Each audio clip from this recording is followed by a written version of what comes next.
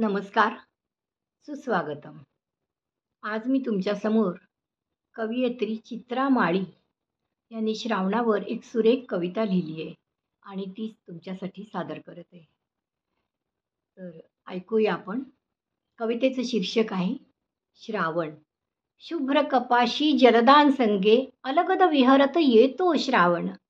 तलम रेशमी पडदा होऊन रिमझिमतो झिरमिरतो श्रावण. तलम रेशमी पडदा होऊन रिमझिमतो झिरमिरतो श्रावण. इंद्रधनुच्या कमानीतुनी सोन सकाळी हसतो श्रावण. दवबिंदूंचा लोलक घेऊन तृणातुनी चमचमतो श्रावण. दवबिंदूंचा लोलक घेऊन तृणातुनी चमचमतो श्रावण. रौद्रजलाच्या प्रपातातुनी झोकून देतो अवघे जीवन.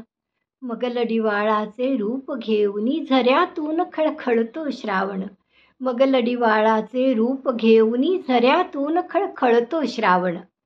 मल्हाराची कधी धून छेडुनी सृजन काव्य हे गातो श्रावण. आनंदवारा कवेत घेऊन रान फुलातून सरसरतो श्रावण. आनंदवारा कवेत घेऊन रान फुलातून सरसरतो श्रावण. ऊन कोवळे येतो नेसुनी हरिहराला पूजतो श्रावण. सुवासिनींचा सखा होऊनी गुजगोष्टी कुजबुजतो श्रावण. सुवासिनींचा सखा होऊनी गुजगोष्टी कुजबुजतो श्रावण. रूप मनोहर येतो घेऊनी नवयौवन हे खुलवी श्रावण.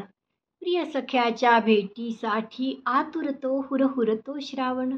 प्रिय सख्याच्या भेटीसाठी आतुरतो हुरहुरतो श्रावण.